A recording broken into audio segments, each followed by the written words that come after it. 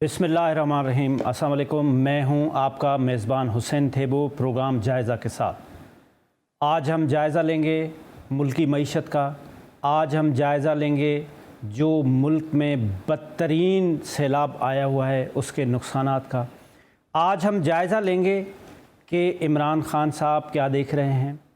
आज हम जायज़ा लेंगे प्रोग्राम में कि 22 तारीख को क्या होने जा रहा है इमरान ख़ान साहब के ख़िलाफ़। क्या वाकई ख़ान साहब की मुलाकातें हुई हैं? बॉडी लैंग्वेज में चेंज आने की वजह क्या है? क्या मुल्क की मईशत सीधी में जा रही है? इस वक्त हम inflation 40% is the highest of ever in Pakistan, वो हम बर्दाश्त कर रहे हैं। जो 70% आवाम जो एग्रीकल्चर से वाबस्ता है उसमें 70% एग्रीकल्चर मुल्क में तबाह हो गया है। जो अगली फसल आने वाली है उसका भी अभी तक कुछ पता नहीं है कि ये जो 16 फीट पानी खड़ा हुआ है एग्रीकल्चर ज़मीन में, ये कब निकलेगा, कैसे निकलेगा, कहाँ निकलेगा और फिर अगली फसल आएगी। इन तमाम बातों से जायज़ा लेंगे। इसके साथ साथ इस वक्त कराची में बहुत सख्त वबा जो डेंगू वायरस है वो फैली हुई है, उस पर तबसरा करेंगे कि इसकी प्रिवेंटिव मेजर्स सेंट्रल गवर्नमेंट क्या ले रही है। हमारे साथ आज के प्रोग्राम में मौजूद होंगे सीनियर सियासतदान Pakistan Peoples Party MNA Syed Naveed Qamar, वफाकी वज़ीर तजारत। उसके साथ साथ खियलदास कोहिस्तानी साहब MNA हैं PMLN के। इसके साथ साथ कासिम सुमरो साहब पार्लियामेंट्री सेक्रेटरी हेल्थ सिंध, जिस पे हम बात करेंगे कि जो इस वक्त बीमारी जो वबा फैल रही है कराची में उस पर क्या कंट्रोल किया जा रहा है। एक छोटा सा ब्रेक और ब्रेक के बाद वापस आते हैं। कमर साहब, आपका बहुत बहुत शुक्रिया, आपने हमें टाइम दिया। हालिया हमने कोविड का बहुत बड़ा एक बुहरान देखा, उसके बाद अभी ये मुल्क में सैलाब आया है। आप आने वाले दिनों में पाकिस्तान की मईशत को कहाँ देख रहे हैं? बिस्मिल्लाहिर्रहमानिर्रहीम। ये आपकी दुरुस्त बात है कि दोनों चीज़ें ऐसी थी जिससे किसी भी मुल्क का ट्रेड जो है वो अफेक्ट होता है। कोविड के ज़माने में जब सिर्फ पाकिस्तान का कोविड नहीं बल्कि दुनिया भर का कोविड जो है उससे दुनिया की तजारत काफ़ी हद तक सिकुड़ गई। लेकिन एक हद तक पाकिस्तान को उसका फ़ायदा ही मिला क्योंकि हमारी तजारत इसी पीरियड में काफ़ी तेज़ी से बढ़ी है। एक तो हमारे यहाँ अफेक्ट कोविड का इतना ज़्यादा नहीं था और हमारी कोई एक्सपेंशन कोई $5 अरब के करीब रही। लेकिन अब जो मौजूदा सूरत हाल है उसमें हमें ख़दशा ये है कि हमारी अपनी प्रोडक्शन जो है ख़ासकर एग्रीकल्चर प्रोडक्शन और उसकी वजह से इंडस्ट्रियल प्रोडक्शन जो है उस पर काफ़ी असर आएगा, जिसकी वजह से हमारी जो एक्सपोर्ट्स हैं उनको भी एक हद तक अफेक्ट आ सकता है। अब ये देखने की बातें हैं क्योंकि अभी तो सैलाब की पूरी सिचुएशन जो है वो भी ख़त्म नहीं हुई। अभी तक पानी काफ़ी जगहों से नहीं निकला, तो ये कहना कबल अज़ वक्त होगा कि किस हद तक हमें इसका इशू आएगा। उसके साथ साथ दुनिया में कम से कम कुछ मुल्कों में इस वक्त रिसेशन भी आया हुआ है। इसका मतलब है कि उनके यहाँ ग्रोथ जो है वो स्लो डाउन हो गई है और उसका नतीजे में जो परचेजिंग है वो कम हो जाती है। तो ये सारे फैक्टर्स हैं, हम उनको वॉच कर रहे हैं। जाहिर है कहीं हमें एडवांटेज होता है और कहीं डिसएडवांटेज होता है, लेकिन पाकिस्तान की जो पोजीशन है उसको हम इस तरह से कर रहे हैं कोशिश के इस सारे मज़दार से निकल जाए। हमने पिछली गवर्नमेंट में जब नवीद कमर साहब मैंने इंटरव्यू किया रज़ाक दाऊद साहब का, तो उन्होंने कहा कि हमने पाकिस्तान की मईशत को स्ट्रेंथन किया है, एक्सपोर्ट को 22 बिलियन से हम 30 बिलियन पे लेके गए हैं और हम अगले साल का जो टारगेट है वो 50 बिलियन रख रहे हैं। अब हालिया अगर हम देखा जाए तो जिस तरह से हमारे पाकिस्तान में एग्रीकल्चर तबाह हो गया है, क्या आप एक्सपेक्ट कर रहे हैं? मेन जो हमारा एक्सपोर्ट है 70% वो तो टेक्सटाइल है, तो फ्यूचर में आप नियर फ्यूचर में पाकिस्तान के एक्सपोर्ट को कहाँ देख रहे हैं? देखें, एक तो ये खैर 50 बिलियन का तो कहीं भी फिगर नहीं था, लेकिन जो 30 बिलियन से हमने खुद टारगेट जो रखा था कि हम 35 तक लेकर सालों में भी काफी हद तक उसको धचका लग चुका है और हमारी प्रोडक्शन जो है 7-8 मिलियन बेल्स तक आ गई है, जो कि हम किसी जमाने में 15-16 तक भी लेके जाते थे। तो उसके कई फैक्टर्स हैं, खासकर एग्रीकल्चर का हमारा जो पूरा फोकस है वो उस तरह से नहीं रहा, इसलिए हमारा जो टेक्सटाइल का एक्सपोर्टर है वो काफ़ी अब रिलाई करने लगा है सिंथेटिक फाइबर पे भी, लेकिन हमारा मेन स्टे कॉटन है और होना चाहिए। फ्लड्स में इसमें कोई शक नहीं कि सिंध में तो तकरीबन तमाम कॉटन क्रॉप जो है वो इफेक्ट हुआ है और सिर्फ हमारे पास पंजाब के कुछ हिस्सों का कॉटन जो है उसके बेसिस पे चलाएंगे। सो हमें कॉटन को भी इंपोर्ट करना पड़ेगा और उसके साथ साथ सिंथेटिक फाइबर को भी इस्तेमाल करना पड़ेगा। नवीद कमर साहब, it's too early to comments के हमारा एक्चुअली नुकसान इस सैलाब में क्या हुआ है। गवर्नमेंट ने इसके ऊपर कोई सर्वे या कोई नुकसान या कोई प्लानिंग की है कि किस तरह से रिहेबिलिटेट करेंगे आवाम को, पाकिस्तानी लोगों को? अब ये मुख्तलिफ फिगर्स हैं जो कि फ्लोट हुई, वो 10 बिलियन से शुरू हुआ, लेकिन अब तो कोई 30-35 तक भी बातें हो रही हैं। जैसे आपने खुद कहा कि it's too early to tell, क्योंकि पानी उतरने के बाद इसका असेसमेंट होगा फील्ड पे और फील्ड से ही सही पता चलेगा कितने घर टूट गए, कितने घर गिरे, कितनों को रिहेबिलिटेट किया जा सकता है, इंफ्रास्ट्रक्चर का, ब्रिजेस का, रोड्स का क्या हाल है, जो हमारा इरिगेशन का इंफ्रास्ट्रक्चर है उसको रिहेबिलिटेट करके बल्कि बेहतर करके बनाने में जाहिर है कि बहुत सारा खर्चा आएगा। अगर हम बिजनेसमैनों से बात कर रहे होते हैं कि किस तरह से हम ट्रेड को ज़्यादा बढ़ाएंगे, एक्सपोर्ट को किस तरह से बूस्ट करेंगे, तो वो हमेशा यही बात कर रहे होते हैं कि अगर हम ऑर्डर्स लेते हैं तो हमें कंपटीशन करनी पड़ती है बांग्लादेश के साथ, श्रीलंका के साथ, इंडिया के साथ। तो हमारे पास जो एनर्जी का रेट है वो बहुत ज़्यादा हाई है। आप इसको किस तरह से कमेंट्स करेंगे? क्या वाकई हमारे पास एनर्जी महंगी है, हमारी जो कॉस्ट ऑफ प्रोडक्शन महंगी है?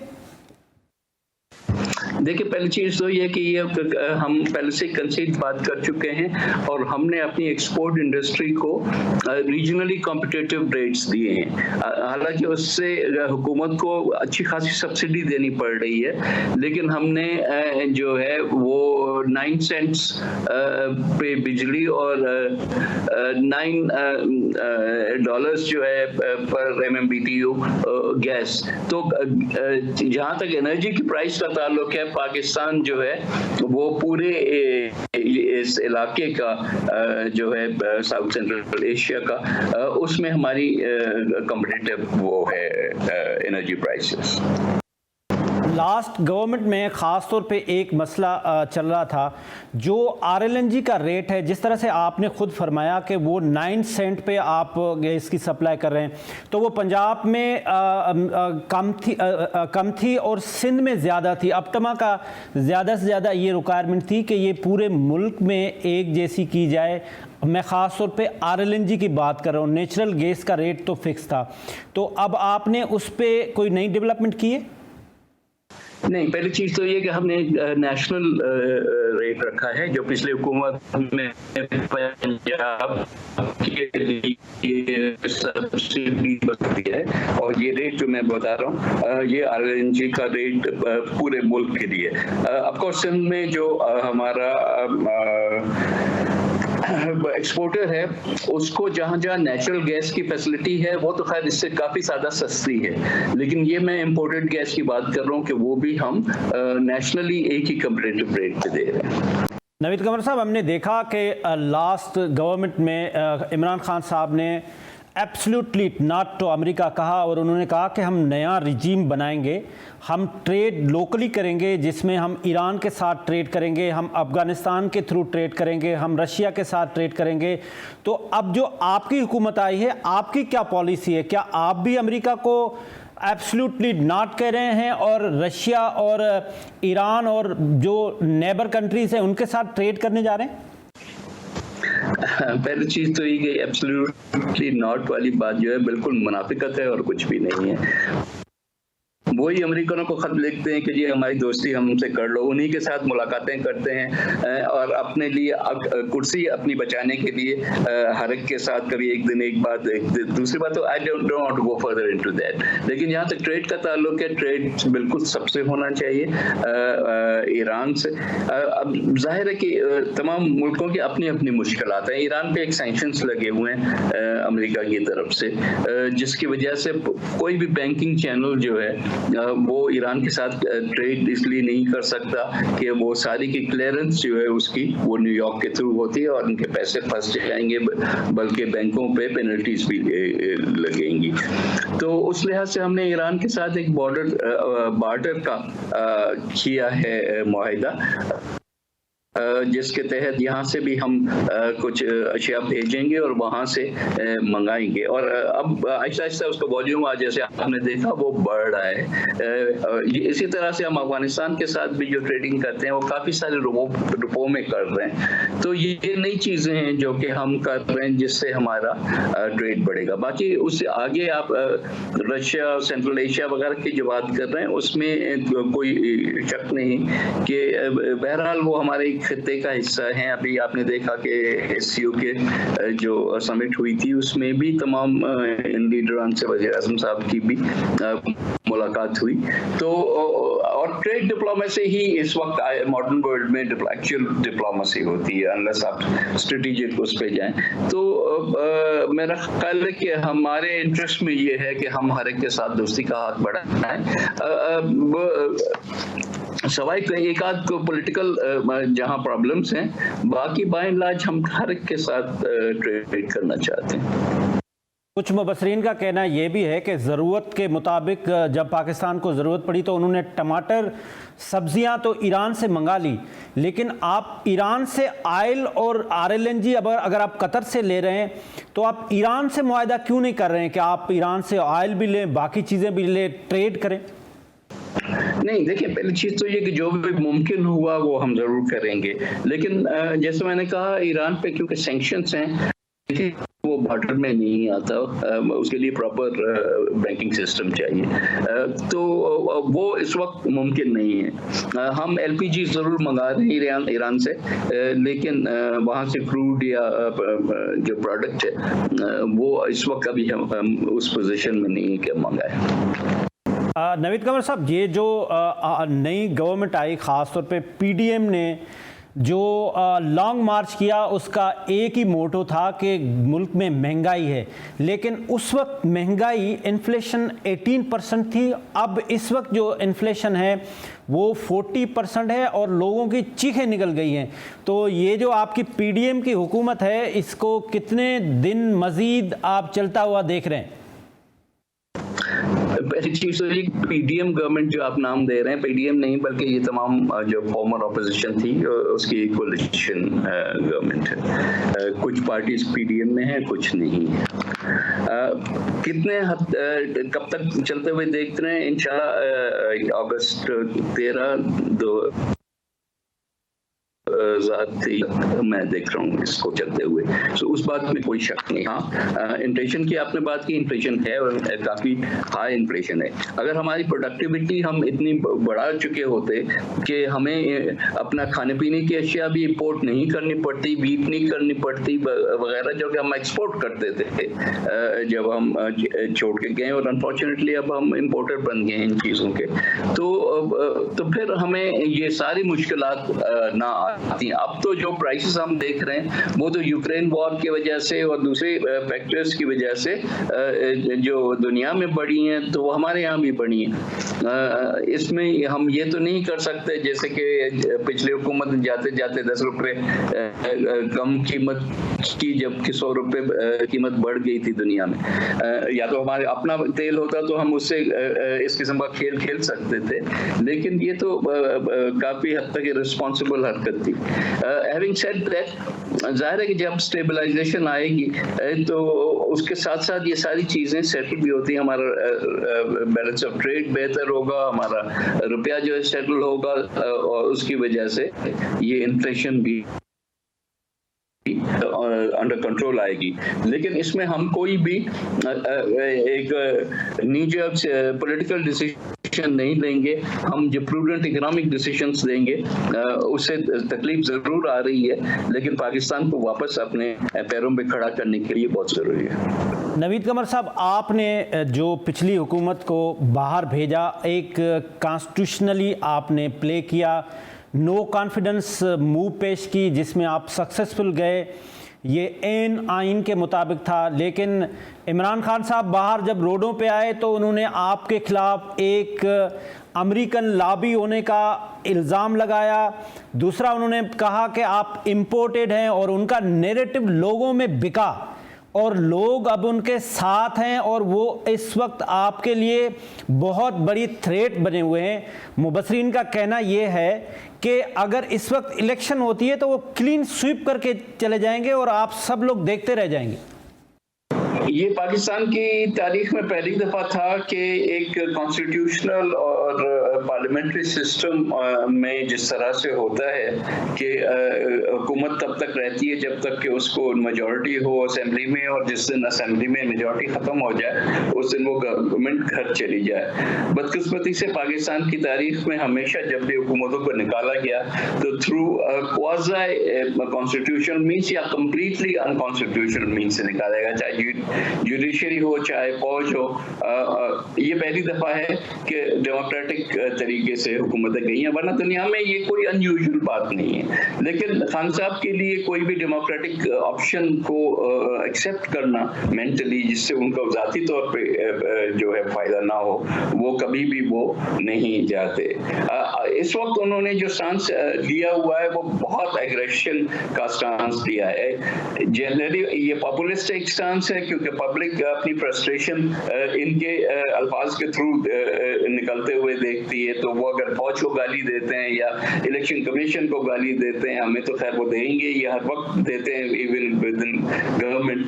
उसका खान साहब को एक पॉपुलैरिटी का तो जरूर उसमें आंसर है, लेकिन मुल्क में स्टेबिलिटी लाने के बरक्स ये बिल्कुल मुल्क को अनस्टेबल करने के लिए जा रहे हैं। और उनका स्टांस ये है कि मुल्क जाए बाढ़ में, मुल्क की जो मईशत है वो जाए बाढ़ में, लेकिन मुझे किसी तरह से इक़्तिदार में आना है, और वो सिंगल माइंडेडली इस पूरी बात पे लगे हुए हैं। सो मेरा ख्याल है कि ये वक्त के साथ बात प्रूव होगी कि खान साहब की पॉलिसीज कितनी एंटी पाकिस्तान थी, और public by and large at the end of the day patriotic है, प्रो पाकिस्तान है, और वो किसी भी ऐसी हुकूमत या ऐसी लीडरशिप नहीं चाहेगी जो पाकिस्तान के कॉस्ट पे अपने ज़ाती मफाद को आगे करे।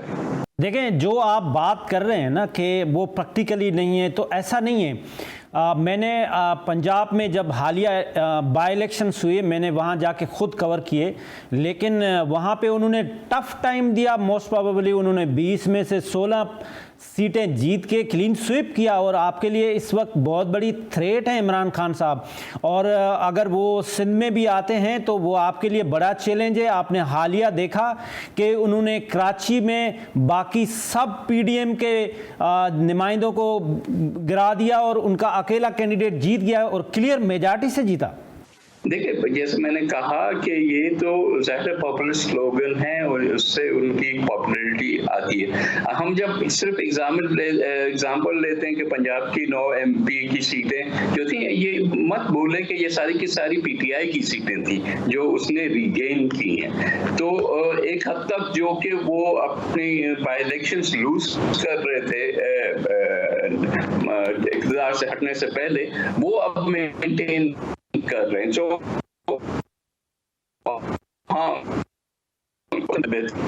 लेकिन eight the end of the day जब इलेक्शन अपने पूरे टाइम पे होंगे तो उस वक्त जितने भी जो टफ डिसीजंस लिए गए हैं उसमें से काफी सारों के जो रिजल्ट्स हैं, क्योंकि दवाई जब आप खाते हैं तो दवाई तो कड़वी होती है, तो दवाई खाते वक्त तो आपको मजा नहीं आता, लेकिन अल्टीमेटली आपको देखना पड़ता है कि उस दवाई का फायदा हुआ या नहीं हुआ। सो पब्लिक एट लार्ज जो है वो उस स्टेज पे आके ये जजमेंट करेगी कि क्या खोया क्या पाया। क्या आप समझते हैं कि हालिया जो कराची का इलेक्शन बाय इलेक्शन हुआ, तो Karachi is capital of Sindh और आपके लिए इस वक्त खान साहब पूरे सिंध में बहुत बड़ी एक थ्रेट है? मेरा ख्याल नहीं कि इमरान खान को कभी भी सिंध में कोई ट्रैक्शन मिला है। एक आध शहरों को छोड़ के, एक आध भी नहीं पर्टिकुलरली है कि उनको कुछ न कुछ रूट्स जरूर मिले हैं, लेकिन बाकी सिंध में मुझे कहीं भी नजर नहीं आ रहा कि इमरान खान ने कोई खातिर कोई ऐसा परफॉर्मेंस भी दिखाया हो, चाहे इलेक्शंस में हो या किसी और तरीके से हो। और इस वजह से कि सिंध के लोग ये देखते हैं कि इमरान खान की जितनी भी नैरेटिव है या जितना भी नैरेटिव ही है, उनकी पॉलिसी तो कुछ भी नहीं है, वो नैरेटिव भी जो है उसमें सिंध के लिए कुछ भी नहीं है। अभी अगर हालिया देखा जाए सिंध में आपकी परफॉर्मेंस को, आपको 15 साल हुए हैं सर सिंध में सर्व करते हुए, लेकिन ये जो सैलाब आया इसने तो सब कुछ खोल के रख दिया। स्काप डिपार्टमेंट की, इरिगेशन डिपार्टमेंट की नाअहली ये है कि वो सीपेज नहीं निकाल पा रहे हैं। तो फ्यूचर में आप सिंध गवर्नमेंट की परफॉर्मेंस को क्या देख रहे हैं? 15 साल तक तो हमने ये देखा है। देखिए, सिंध गवर्नमेंट की परफॉर्मेंस अब ये तो ज्यादती होती है कि एक इतना एनर्जेटिक चीफ मिनिस्टर है जो कि एक दिन भी खामोश नहीं बैठा और एक हल्के से दूसरे से तीसरे पे जा रहा है, और एक बहुत ही एडवर्स सिचुएशन है हमारे यहाँ, चाहे वो आप उनका अपना हल्का देख लें या बाकी सिंध देख ले। आप उस बंदे को तो कह रहे हैं कि वो बहुत अच्छा है जो कि सिर्फ जलसे कर रहा है और जलसे में सिर्फ गालियां दे रहा है कि मुझे वापस लाओ, इलेक्शन कराओ, आज मैं वापस आ जाऊं। लेकिन जो एक्चुअली लोगों के पास जा रहे हैं, जो प्रॉब्लम सुन रहे हैं, उनकी परफॉर्मेंस के इतना बड़ा फ्लड पाकिस्तान की तारीख में कभी नहीं आया। आपको पता है कि जितनी भी गवर्नमेंट के वसाइल हैं वो टोटली नाकाफी हैं लोगों के इन इश्यूज को रिजॉल्व करने के लिए। कहीं कहीं ये भी इश्यू के टाइम लगता है, हर एक के पास हर वक्त पहुंचना जो है आसान नहीं है। कुछ जरूर इंफ्रास्ट्रक्चर के इश्यूज थे, खासकर हमारे सिंध के राइट बैंक पे, जो कि ओवर पीरियड ऑफ टाइम जिनको बेहतर होना चाहिए था और स्ट्रेंथन होना चाहिए था, जैसे ड्रेन्स हमारे MNB वगैरह को ज्यादा स्ट्रेंथन होना चाहिए था, या कहीं जो बलुचिस्तान से हिल टॉरेंट्स का पानी आता है उसके भी लॉन्ग टर्म प्लानिंग में होना चाहिए था। लेकिन हैविंग सेड दैट, बाकी तो जो हर चीजें हैं वो आपके सामने है कि किस तरह हुआ। इमरान खान की तरह हम बैठ के झूठ तो नहीं बोल सकते। वो कहता मैंने आरबीओडी उसने बनवाया है, इमरान खान ने बनवाया है। ये आपकी भी नजर में है, हमारी सारों की नजर में है। नवीद कमर साहब, जिस चीफ मिनिस्टर साहब की आप तारीफ़ कर रहे हैं कि वो बहुत एक्टिव हैं, मैं एक मिसाल दे दूं उन्हीं के इलाके की। उनका इलाका दादू है, दादू, जोही, खैरपुर, नातन शाह। इसी तरह से 2010 में भी तबाह हुआ, वो सारे घर तबाह हुए, उन लोगों ने दोबारा वो सारे घर बनाए। 2022 में वो सारे के सारे घर दोबारा डूब गए। अब अल्लाह ना करे 2032 में यही सैलाब आता है तो फिर यही घर जो है वो दोबारा के सारे ख़त्म हो जाएंगे। तो दुनिया में एक तरीक़ेकार होता है कि आप उनको डिस्प्लेस करें, आप उनको नए एवेन्यूज़ दें। अगर वो किसी नाले में घर बने हुए हैं, आप मोटरवे भी तो बनाते हैं ना, तो आप उनको डिस्प्लेस करते हैं, आप उनको सूटेबल जगह पे शिफ्ट करते हैं, तो उनके लिए कोई अल्टरनेट करें ना। अगर वो जो चीफ मिनिस्टर बहुत एक्टिव हैं तो वो एक्टिवनेस प्रैक्टिकली दिखाए ना सर, छोटे छोटे डैम बनाएं। अगर बड़े डैम फीजिबल नहीं है इस वक्त दुनिया में, तो छोटे डैम फीजिबल हैं। आप छोटे छोटे डैम बनाएं जहां पे पानी को स्टोर करें, ये जगहें क्लियर कराएं, लोगों को डिस्प्लेस करें। इसी दादू के एरिया में आपके पास पहाड़ी इलाके में बहुत सारी जगह है, लोगों को वहां शिफ्ट करें। देखिए, पहली चीज तो ये कि जाहिर है कि आप कोई भी चीज आर्बिट्रेरली नहीं कर सकते। जो भी करना है, कोई भी शख्स अपने आबाई एरियाज को छोड़ के आगे पीछे इधर नहीं जाता। लेकिन ये बिल्कुल अब जो रिहेबिलिटेशन का फेज आएगा उसमें ये सारी बातें देखनी पड़ेंगी। न सिर्फ ये कि उनकी migration which is a more difficult issue, लेकिन उनकी जैसे घर बने तो वो रिजिलियंट हों, जो कि इस किस्म के वेदर्स को विथस्टैंड कर सके। आप डैम्स की बात कर रहे हैं, डैम्स का इशू काफी कंट्रोवर्शियल है। इसमें अजम्पशन ये है कि हर साल इसी किस्म का फ्लड आएगा। हम अनफॉर्चुनेटली जो ये क्लाइमेट चेंज की वजह से हम देख रहे हैं पैटर्न, उसमें तो ये ना कि 4 साल का ड्राउट आता है, फिर 1 साल का फ्लड आता है, और वो भी प्रेडिक्टेबल नहीं हो सकता है। 2 साल फ्लड आए और फिर 8 साल ड्राउट आए। तो डैम्स तो फीजिबल तब होते हैं जब हर साल उसमें पानी भर सके। तो ये चीजें we have to look beyond this for solutions. हाँ, हिल टॉरेंट्स के लिए हमारे पास हमेशा ऐसे ये प्लान था, लेकिन एग्जीक्यूशन में ये हमेशा बात रह गई अगेन, क्योंकि ये कंसिस्टेंटली हर साल नहीं होता कि जो का एरिया है उसमें ये छोटे छोटे डैम्स होने चाहिए जो कि वहाँ के एरिया को भी आबाद करें और इस किस्म के जो सैलाब आते हैं उससे भी छुटकारा मिले। लेकिन आपको ये पता नहीं होता ना कि जैसे इस साल का फ्लड आया तो जो डैम्स जहाँ बने हुए थे वो भी वॉश अवे हो गए। तो कभी कभी जो है वो कुदरत के साथ खेलना भी जो है वो डेंजरस हो जाता है। नवीद कमर साहब, अगर देखा जाए तो इस वक्त प्रिंट मीडिया पे, इलेक्ट्रॉनिक मीडिया पे, सोशल मीडिया पे, प्राइवेट गैदरिंग्स में एक अपॉइंटमेंट के ऊपर डिस्कशन हो रहा है और ख़ास तौर पे खान साहब उसको जाके बार बार कंट्रोवर्सी भी उस पर क्रिएट कर रहे होते हैं, उस पर नए नए तबसरे भी हो रहे हैं। तो इस वक्त आप हुकूमत में हैं, आपके पास मेजॉरिटी है, इसका कोई परमानेंट सोल्यूशन आप देख रहे हैं कि किस तरह से फ्यूचर में ऐसी कोई कंट्रोवर्सी क्रिएट ना हो?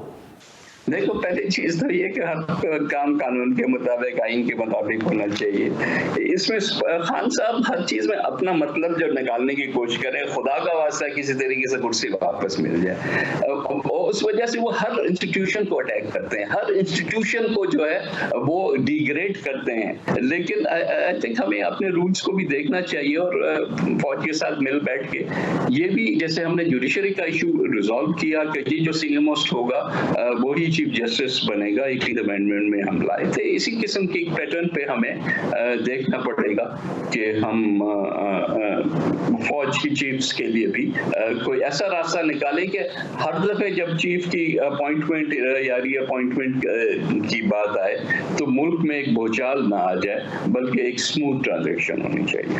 क्या वाकई आप इस पे कोई लेजिस्लेशन करने जा रहे हैं? अभी नहीं हो सकती, जाहिर है ये तो एक शॉर्ट टर्म गवर्नमेंट है, लेकिन कोई भी गवर्नमेंट आती है विद फुल मैंडेट, एक नई हुकूमत आती है तो उसको इन चीज़ों पे सोचना चाहिए। जी, बहुत बहुत शुक्रिया सैयद नवीद कमर साहब। नाज़रीन, इस वक्त हमारे साथ तिजारत के वफाकी वज़ीर सैयद नवीद कमर साहब मौजूद थे। इस वक्त हम छोटा सा कमर्शियल ब्रेक लेंगे। ब्रेक के बाद जब हम वापस आएंगे, KL दास कोहिस्तानी साहब PMLN के सीनियर रहनुमा हैं। अभी हालिया उन्होंने सिलाब में वज़ीर आज़म साहब के साथ विज़िट भी किए हैं, उनसे तफसीलन बात करेंगे। एक छोटा सा ब्रेक।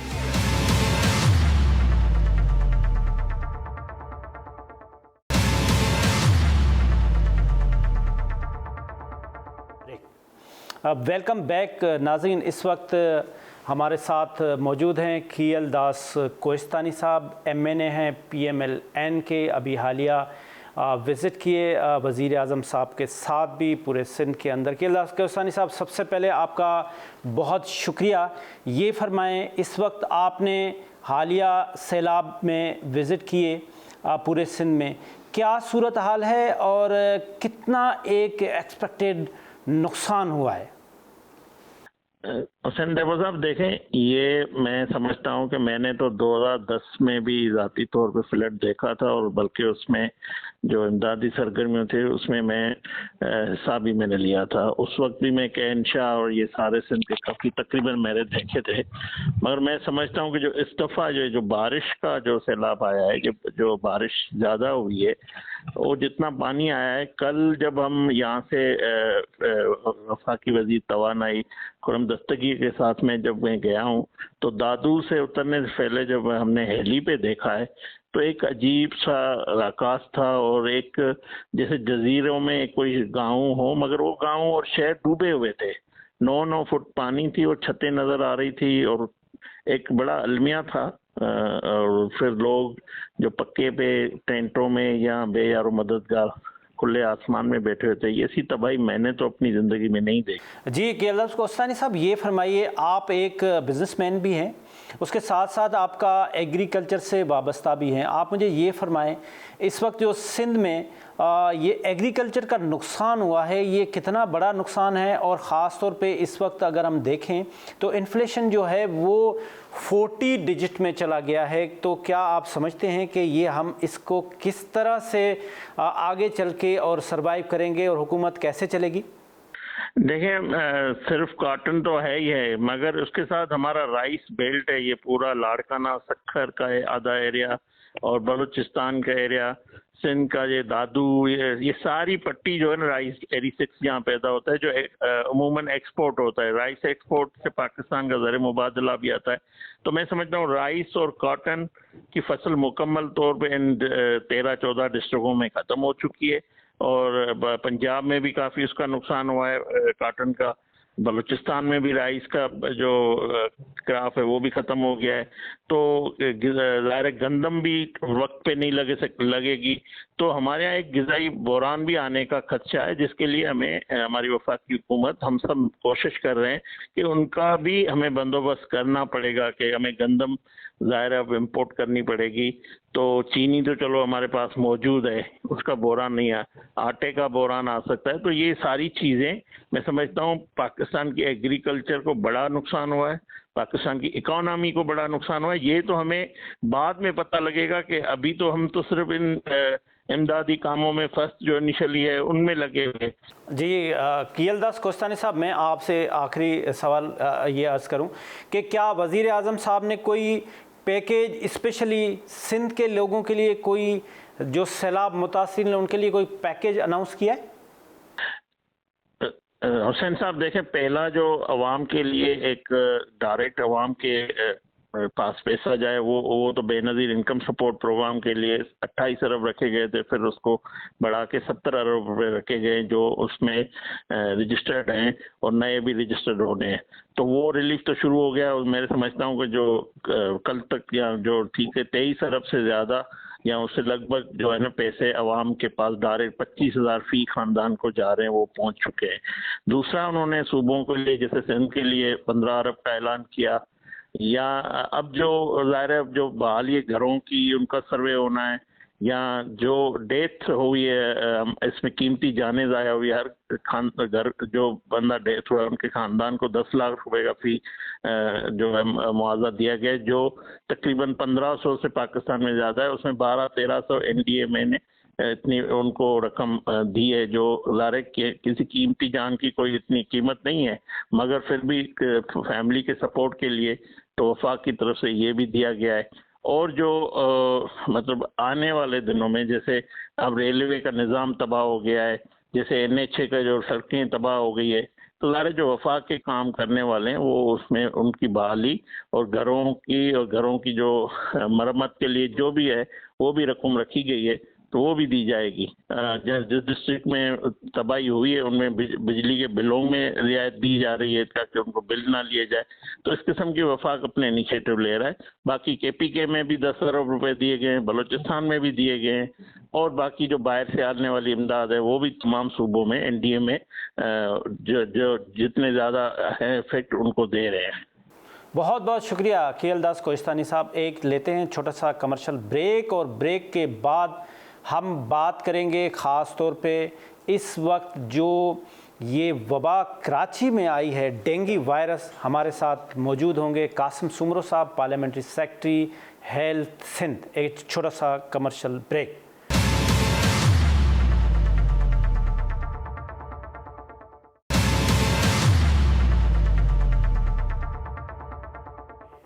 वेलकम बैक नाजरीन। इस वक्त हमारे साथ मौजूद हैं कासिम सुमरो साहब, parliamentary secretary health Sindh.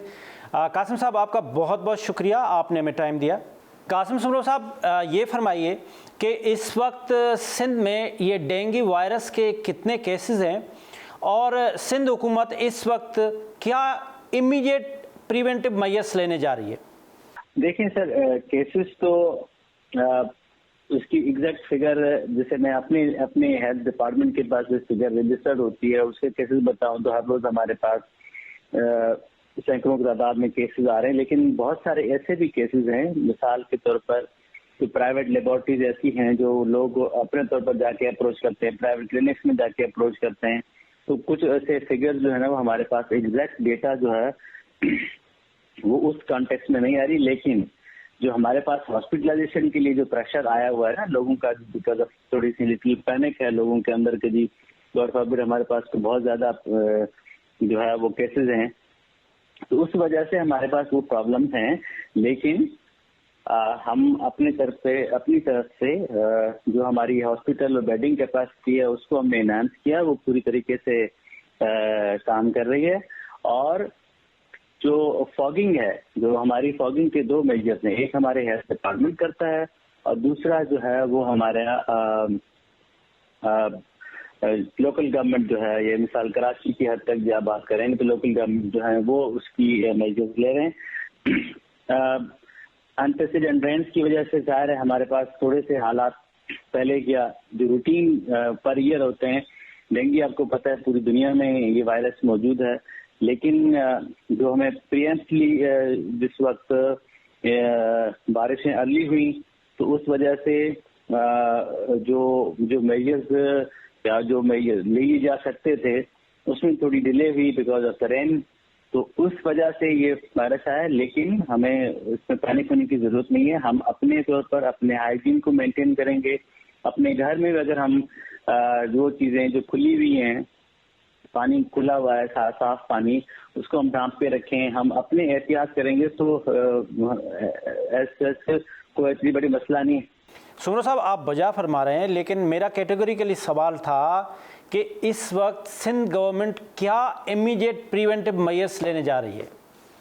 Sir देखें, हमारा प्रिवेंटिव के साइड पर ये है कि हम जो सबसे इम्पोर्टेंट है कि जो इसका लार्वा है उसको खत्म करना है ना, वो जो एगिंग तो पूरे साल रहती है उसकी, तो हमें उसको खत्म करना है। ठीक है, तो उसके लिए जो मेजर्स हैं वो हमारा एक स्पेशल डिपार्टमेंट है, वो उसके ऊपर भी काम करता है। वो कराची की हद तक उसके ऊपर हम काम कर रहे हैं। बाकी जो सिंध के बाकी जो जहाँ एरियाज हैं, जहाँ अजला हैं, छोटे बड़े शहर हैं, उनके अंदर अभी तक पानी खड़ा हुआ है। वो पानी जो बारिशों के बाद या फ्लड की सूरत हाल में जो पानी आया है, तो हमारे बहुत सारे अजला हैं, आप बदीन से शुरू हो जाएं और कश्मीर तक चले जाएं तो हर जगह, हर डिस्ट्रिक्ट में बहुत सारे ऐसे एरियाज हैं जो अंडर वाटर है। अब पानी आहिस्ता आहिस्ता रिसीड हो रहा है, लेकिन ज़ाहिर वो अपना एक टाइम पीरियड लेगा। तो उसलिए वहाँ पर हमारे लिए ओपन स्पेसेस हैं, आईडीपी जो सड़कों के किनारे हैं या कोई ऐसी जगह पर हैं वहाँ सराउंडेड पानी है, तो वहाँ पर हम फॉगिंग तो कर देते हैं, लेकिन एज सच उसकी इतना इम्पैक्ट नहीं आ रहा। तो वी हैव स्टार्टेड, हमने प्रिवेंटिव साइड के ऊपर हमने मॉस्किटो नेट्स को बहुत ज़्यादा उन एरियाज तक पहुँचाया ताकि लोग जो हैं वो अपने आप को प्रोटेक्ट कर सकें। जो ऑइंटमेंट्स आते हैं जो, ताकि वो लोग उसको बाइट जैसे प्रिवेंट हो सकें, वो हैं। बाकी स्क्रीनिंग हो रही है, डॉक्टर हमारे पास जो मेडिकल कैंप्स में जो है हमारी या हमारे टीम जो वहाँ पहुँच जाती हैं मेडिकल कैंप्स के लिए, वो उनको प्रॉपर स्क्रीन कर रही हैं, प्रॉपर मेडिकेशन कर रही हैं, प्रॉपर एडवाइजरीज बता रही हैं, प्रॉपर उनको इससे बचने और उसके जो तौर तरीके हैं वो उनके साथ शेयर किए जाते हैं। हम जितना पॉसिबल हेल्थ डिपार्टमेंट की तरफ से हो सकता है वो हम अपना काम कर रहे हैं। लोकल गवर्नमेंट और सॉलिड वेस्ट वाले अपना काम करें। सुमरो साहब, मीडिया में ये भी इतलात हैं कि आप पंजाब से डॉक्टर्स मंगा रहे हैं जो सिंध में आके डॉक्टर्स को ट्रेन करेंगे, तो क्या सिंध गवर्नमेंट के पास ट्रेन डॉक्टर्स नहीं है डेंगू वायरस के लिए? ऐसी बात नहीं है। देखो, दुनिया में इसको किसी तौर पर भी नेगेटिव नहीं लेना चाहिए। दुनिया में अगर कहीं से भी कोई हमसे बेहतर डॉक्टर है, किसी के पास अच्छी बेहतर प्रैक्टिस है, ये तो पंजाब तो हमारा अपना मुल्क है ना, अपने शहरी है, अपने लोग हैं, तो अगर उनके पास कोई मैनेज करने का बेहतर मैकेनिज्म जो हमने नहीं सीखा, उनसे सीख लेने में इसमें तो कोई बुराई नहीं है। अगर वो पंजाब के क्या केपी के आ जाएं, आजाद कश्मीर के आ जाएं, हम दुनिया के एक्सपर्ट को एंगेज करते हैं, तो हमारे अपने डॉक्टर्स को एंगेज करने में क्या बुराई है? So there is no point कि इसको हम कोई बताएं ये नॉर्मल प्रैक्टिस है। ये हमारे बाकी चीजों में कोविड से लोगों ने हमसे सीखा, तो किसी ने हमसे बाकी जगहों पर ये सवाल तो नहीं किया कि जी आपने कोविड में फिर से क्यों डॉक्टर लेके आए। जी कासिम सुमरो साहब, ये है कि जब भी कोई वबा आती है तो हमारे यहाँ क्या होता है कि वो उसको बिजनेस बना लेते हैं। ये फरमाइए कि इस वक्त जो लैब टेस्ट है सिंध गवर्नमेंट ने या जो कंसर्न अथॉरिटीज़ हैं उन्होंने लैब टेस्ट की क्या रकम फिक्स की है? अगर कोई वायलेशन कोई लैब कर रही है तो उसकी रिपोर्ट कहाँ करनी चाहिए? देखिए जी, हमारा एक डिपार्टमेंट है हेल्थ केयर कमीशन, उसको हमने ये रिस्पॉन्सिबिलिटी फिक्स की हुई है कि वो इन चीज़ों के ऊपर चेक एंड बैलेंस रखे, और ये कल भी हमारा इस पर बड़ी डिटेल भी हुई थी, लेकिन हेल्थ केयर कमीशन ने प्रोएक्टिवली उस पर काम किया and they asked all these laboratories कि भाई आप जो है वो ये अनड्यू जो आपने प्राइसेस बढ़ाई हैं ये खत्म होनी चाहिए, ताकि लोगों को जो है वो इस बात की सहूलत मिल सके कि लोग जो हैं वो मुनाफाखोरी। देखिए, ये हेल्थ जो है ना वो एक सबका इशू है ना, ह्यूमन लाइफ का इशू है, ह्यूमन लाइफ को बचाना।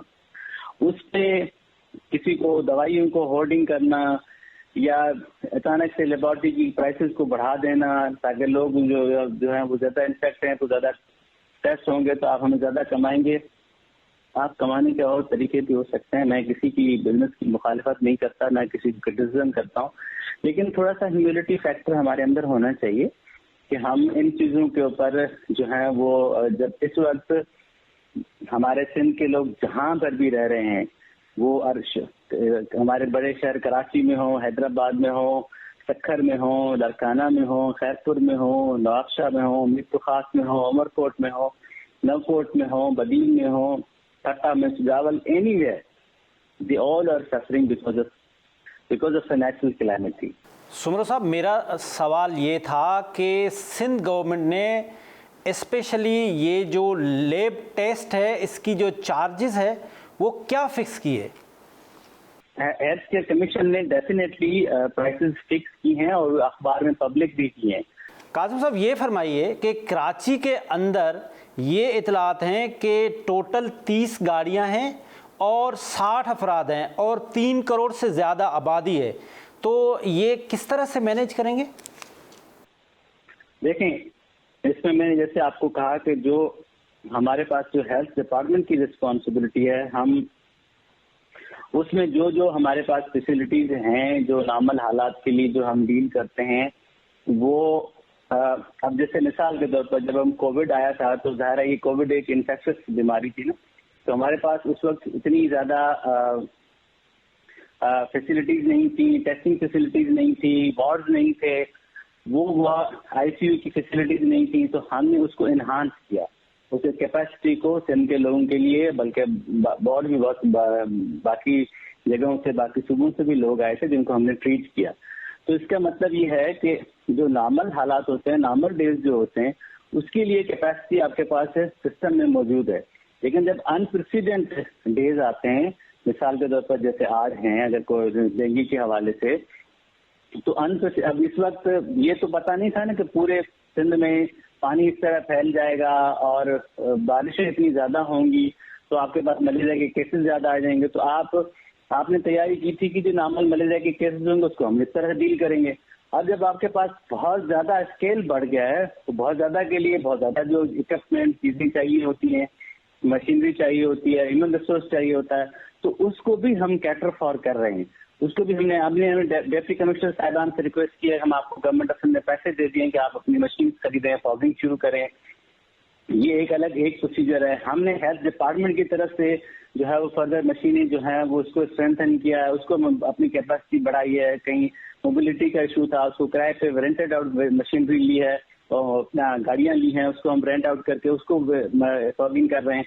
जो लार्वा को खत्म करने के जो मैकेनिज्म्स हैं उसके ऊपर भी अलग से काम हो रहा है, उसको थोड़ा उसकी जो है वो स्ट्रेंथ है उसकी जो बढ़ाई है।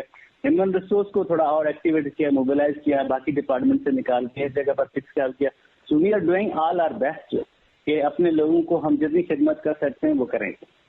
बहुत बहुत शुक्रिया कासिम सुमरो साहब, आपने हमें टाइम दिया। नाजरीन, आज इसके साथ हमारा प्रोग्राम ख़त्म हुआ। आज हमने ख़ास तौर पर डिस्कस किया कि मुल्क में ट्रेड किस तरह से आगे बढ़ेगा। ये जो इतना बड़ा हमारे मुल्क में सैलाब ने नुकसान किए हैं, इसके डैमेजेस हम कैसे पे करेंगे, डेंगू वायरस का बचाव क्या है। इसके साथ एक मैसेज ये है कि जहाँ भी रहें खुश रहें और सैलाब मुतासरीन की जितनी भी हो सकती है वो मदद करें, उनको पैसा दें, उनको खाना दें, उनको पानी दें। अगर कुछ नहीं दे सकते तो उनको इज़्ज़त दें। खुदा हाफ़िज़। पाकिस्तान जिंदाबाद।